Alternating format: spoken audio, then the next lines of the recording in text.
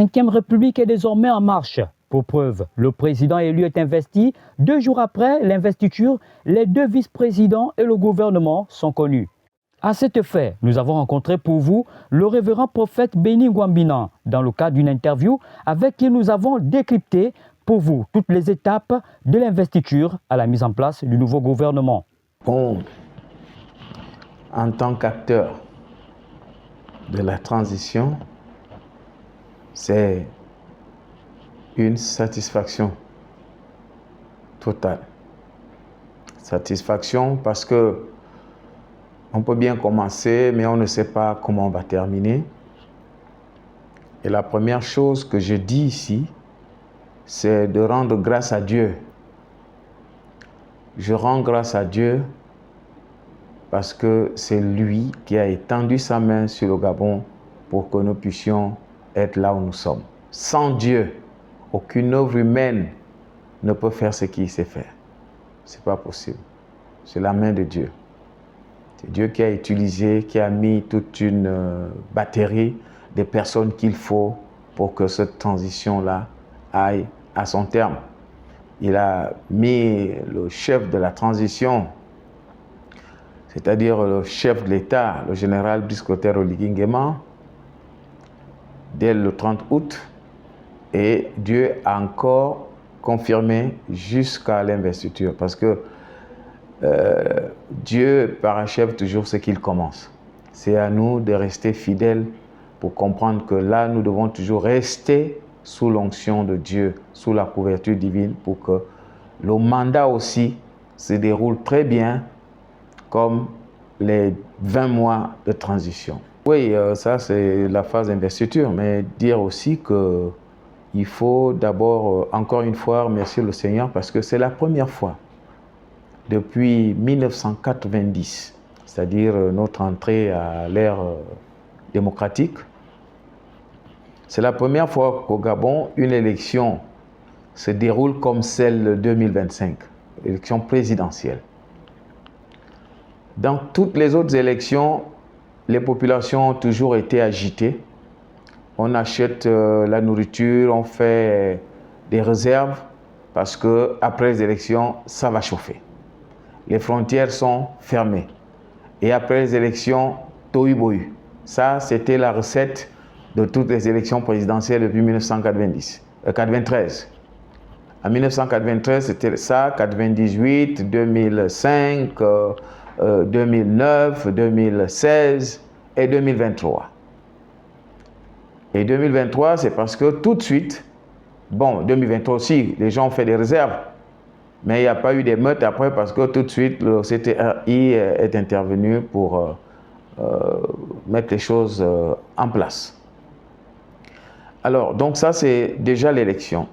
La deuxième chose de l'élection, c'est l'adhésion massive du peuple.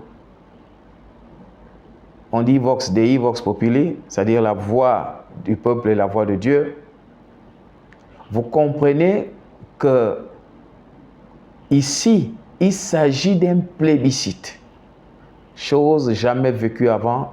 Quand on va élire un président à 94,85%, ça c'est les scores du parti unique qui se font dans l'ère démocratique. Vous comprenez comment, et encore que c'était forcé à l'époque, mais cette fois-ci, le peuple gabonais librement est allé. Et vous voyez qu'après l'élection, le peuple gabonais est allé manifester sa joie pour se reconnaître dans l'élection. Parce que le peuple gabonais, après l'élection, allait dans la rue pour casser, pour manifester, pour désapprouver le résultat qu'il ne reconnaissait pas. Mais là, il a approuvé, il s'est reconnu dans les résultats. Et ça, c'est quelque chose de fort.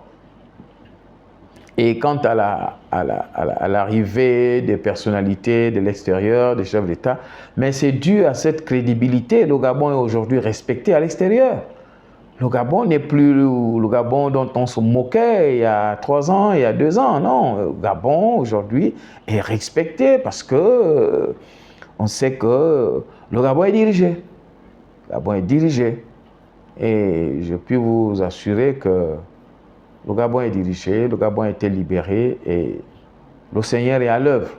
C'est pour cela que nous ne permettront pas, lorsque vous parlez de la cérémonie d'investiture, il y a un point qui fait couler beaucoup d'encre sur le folklore qui s'est ajouté, n'est-ce pas, à la solennité de cette cérémonie. Hein? Parce que vous m'avez posé la question, effectivement, c'est du folklore qui s'est fait, traditionnel et autres, ça n'avait pas de place à cet endroit-là. Mais vous savez que plusieurs personnes, hein, lorsqu'on est sur un piédestal, on est chef, le mal, c'est souvent d'avoir plus de courtisans que de collaborateurs. Les courtisans proposent toujours pas ce qui est bien pour le chef, mais ce qui les arrange pour dire on connaît ou bien que voilà on a proposé ceci, ça s'est fait, mais quel est le retour, quel est le résultat? Vous savez, Matthieu chapitre 12 verset 25 et Marc chapitre 3 verset 24 dit qu'une nation divisée contre elle-même ne peut subsister. Donc vous voyez que déjà dans ceux qui croient au rite initiatique et autres, il n'y a déjà pas un accord entre eux de la manière que les choses se sont faites. Donc vous comprenez que tout ce qui s'est fait là n'a aucun impact parce que la prière est là. Et ces gens-là se sont imposés ou improvisés pour déteindre la cérémonie. Vous savez que lorsque le clergé s'est prononcé, d'autres croyances n'ont plus voix au chapitre.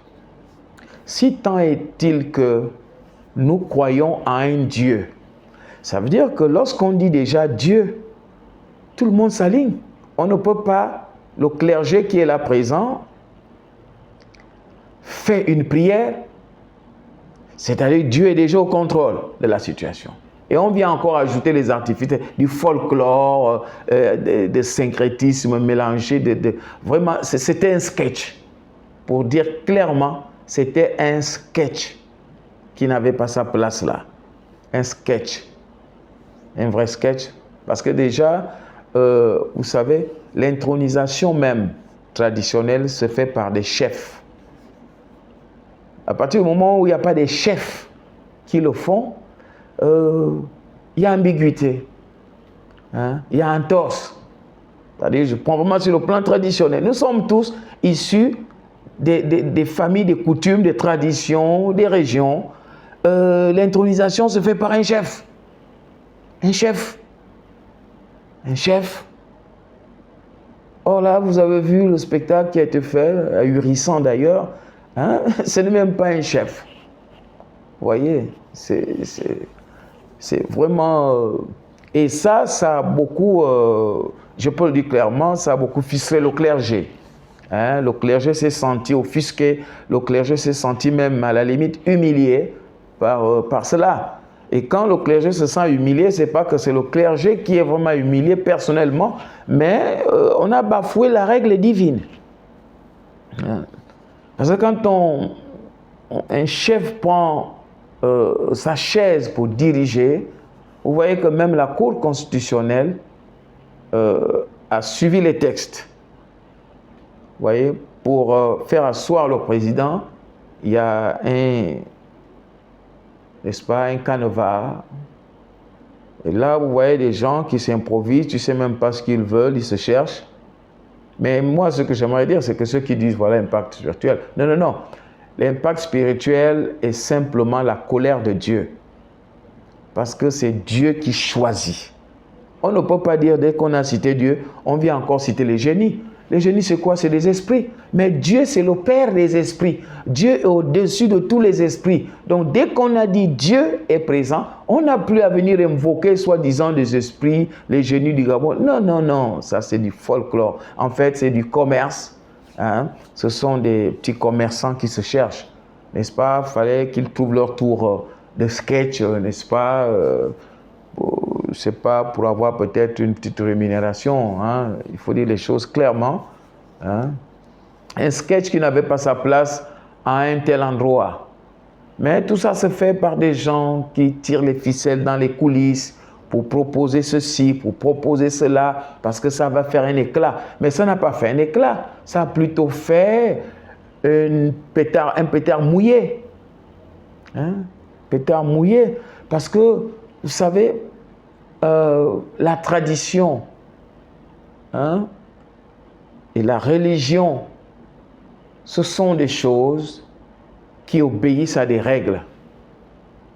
Vous voyez, même dans nos familles, il y a le respect de l'aîné, le respect du droit d'aînesse. Ça, ce sont des choses qui se font. Hein? Mais vous voyez une cérémonie comme celle-là, les gens s'improvisent, alors que les gens pouvaient bien s'asseoir pour dire si c'est traditionnel, ben, ils choisissaient un lieu pour le faire. Mais là, c'est strictement républicain. Et si le clergé est venu à cette cérémonie, a été invité à prier à cette cérémonie, c'est parce que dès le départ, c'est-à-dire on commence avec Dieu, on se poursuit avec Dieu. Les premières personnes qui arrivent au palais présidentiel après le coup de libération, c'est le clergé. Il fallait très bien qu'une cérémonie comme celle-là, et surtout que le président c'était un chrétien catholique, alors il fallait que le clergé également soit là. Et on n'avait pas besoin du folklore, hein, des opportunistes. Non.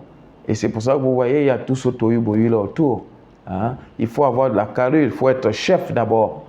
Hein. Moi, je pense, il faut être chef. Si c'est un initié, tu es initié depuis combien de temps? Vous voyez, tu es initié depuis combien de temps? Il y a des critères aussi là-bas.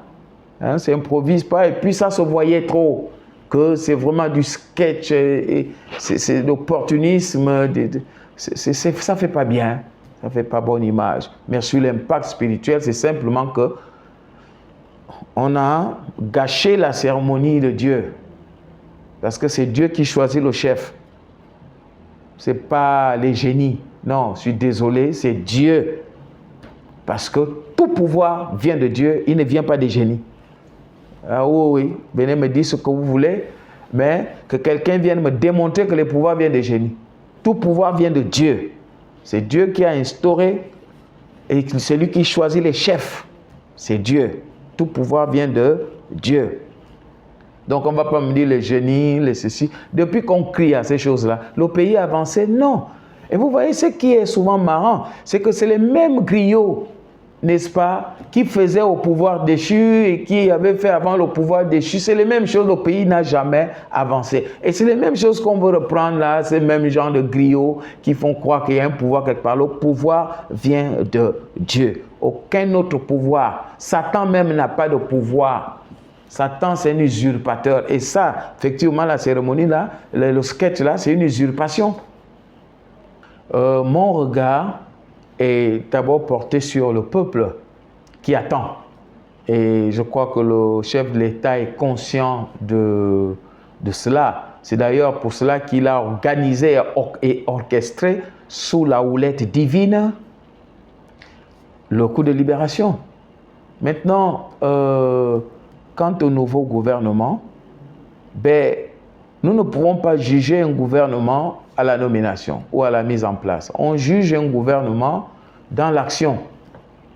Parce que là, ils entrent au feu de l'action. Maintenant, on va voir comment ils vont travailler. Mais ce que je peux déjà dire par rapport au choix de certaines personnes hein, au sein de ce gouvernement-là, c'est-à-dire ce qui peut déjà, en quelque sorte, lancer l'espoir. Parce que lorsqu'un gouvernement est mis en place, on vit de l'espoir en attendant l'accomplissement ou la matérialisation des actions.